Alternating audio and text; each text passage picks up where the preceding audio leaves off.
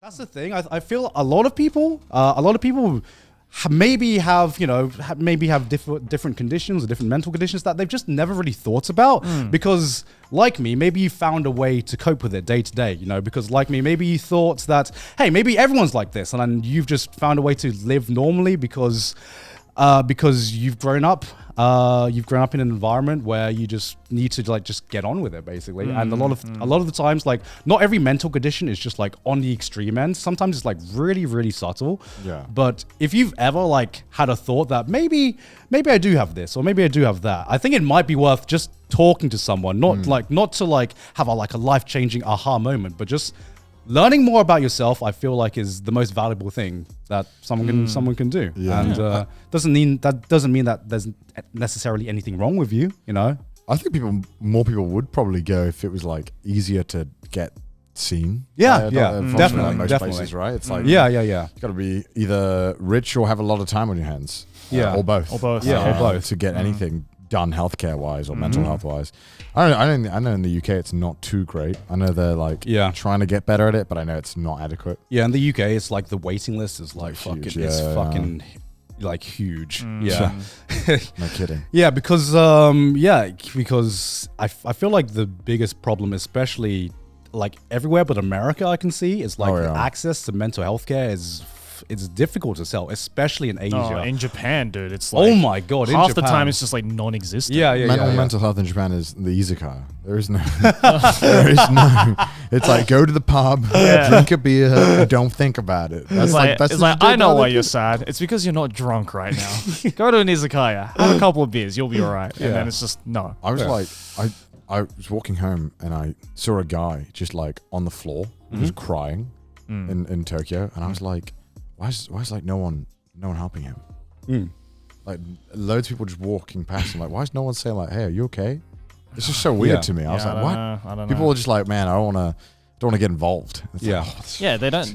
That's the thing. That's so fucking sad. They see because again, collectivist society. They see one cog that's out of the system, and they're like, well, that's not our problem. We're just gonna keep we're just gonna keep the system moving. Well, the UK isn't great, but I think at least where I was from, if someone was crying in the street, everyone would be like, you okay? Oh yeah. I think I'd say most English speaking countries there'd definitely be at least a couple of people be like, hey, you're right, dude. What's up? Yeah. Kind of thing. At least someone checking on them. Yeah, exactly. And not to say that Japan isn't the fucking cruel mistress of the world in that sense, right? There's definitely people I've seen people go up to strangers and be like, daijoubu, I wanted to help, but I was like, I don't want this to be an awkward language barrier situation where you actually need help, and I'm just like, oh hi, I felt so sad about that. I couldn't do anything to help this dude because I was like, I don't know, just imagining what situations he could be going through made me so fucking sad. I was like, what if his parents said he couldn't go home or something? I don't fucking know. I was like, oh, fuck. Yeah, man. Yeah, I just wanted to add an addendum to what I said. If you do, I think a big issue nowadays as well is there's a lot of self-diagnosis. Especially I've seen it on TikTok, especially. The internet doctors. They're I've read one Google article. I got this ADHD, or I'm well, it's almost like the what's the word? The collection of people kind of say what you will, but online they kind of see it as a badge of honor. Yeah. Sometimes. Some people do. They're if I have XX thing and I have it in my bio, I'm part of brownie points. Right? Yeah. It's weird, or you're immune to sometimes being an asshole or something. Or it's just I don't know.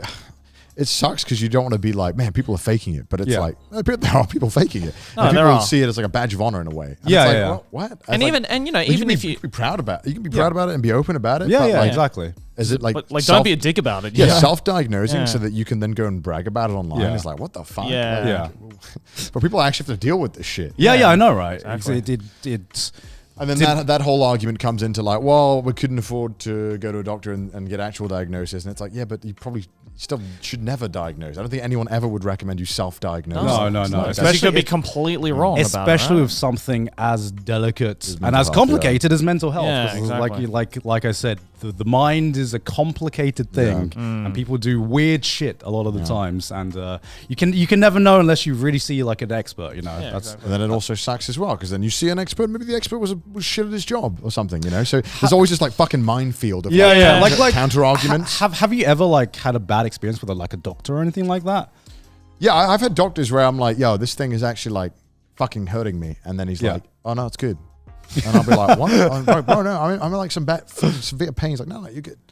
And then I go to another doctor. He's like, "Oh, holy shit, man! You gotta sort this out." I've had a lot of instances where I go to like a local doctor, or like a local GM, and they'll be like, "I'll refer you to a bigger hospital." Yeah. After looking at it for like 2 seconds, and then you go to the bigger hospital, and they're like, "Oh, here's some drugs you can get anywhere." I'm like. Why did the guy at the local GM not do that instead of fucking wasting my time, taking me to another bigger hospital that's way further away to do the exact same job that he could have done? Yeah. You know, so it's probably the only one I've had. Yeah, because especially me, like right now, I'm like, I think my biggest 30s like health thing that I've found so much is like my jaw issue, and so I've been like trying to get someone. I've been trying to find an expert to help me sort it out. So you know, I go to the dentist to try and find out what's wrong with my jaw, right? And so, like, I mean, I remember the first time I've tried to get it sorted out was I remember when I went to like several dentists in the UK. And one of them said, "Oh, do you still have your wisdom teeth?"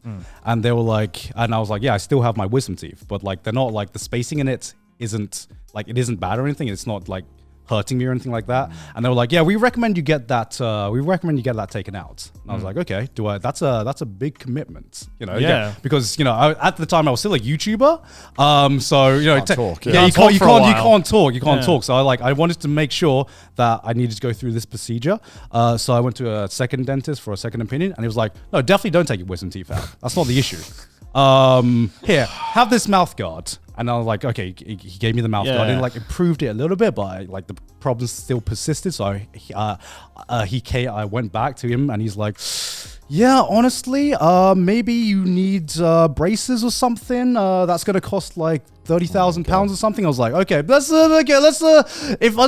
be sure I need to go through this." And so like at this point I'd moved to Japan, right, and then come to Japan, go do the same thing, go to the dentist, and they were like, "You don't need to take your wisdom teeth out, but maybe just take the top wisdom teeth out." I'm just like, I'm getting like every dentist I've gone to so far has given me a different opinion about what needs to be done. So I'm like, who do I listen to? You go to another one and it's like, so you only need to remove half your wisdom teeth? Just like the top half. Just like shave it off a little bit. Just shave the top off and you'll be all right. Yeah, I'm just like, it's so like, I want to get it fixed, but it's scary because whatever I go through, it's a big commitment, obviously in time and cost, and it's my body. I want to make sure it's done right. But at the same time, everyone I meet is telling me different things. So I have no fucking clue who to listen to, basically. I got like tonsillitis, like I used to get it like every year. Right. And they were like, "Just remove your tonsils." And I was like, "Oh, I don't really want it." Because they say there's a chance it can like affect your voice. Yeah. And I was like, I'd rather just be sick once a year and have like a lot of pain. Well, you haven't had it in a while though, right? No, luckily I haven't had it in a while. Like, I don't think I've had it in Japan. Yeah. Luckily. But I used to get it like every year. Right. It was a pain in the ass.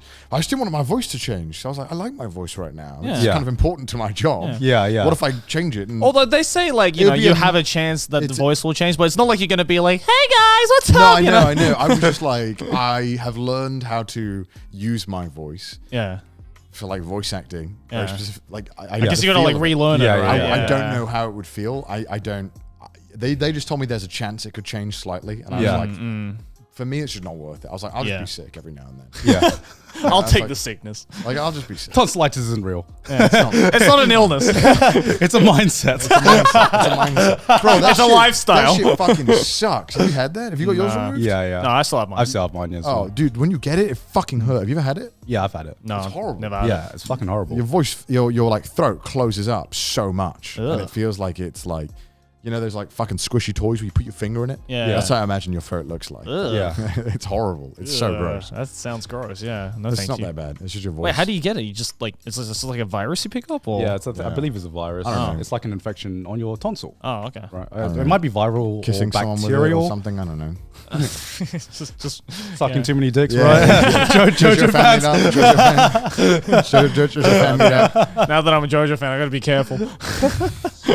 You can't be going any Don't want to pick up tonsillitis for my next blowjob. I don't know. Generally, I just avoid going to the hospital or clinic at all costs. I'm like, yeah. Yeah. I mean, I've said this before. I just don't want to go. Yeah. I'll be like dead before I go. Unless it's like really severe and I'm in like a lot of pain. Yeah. Right.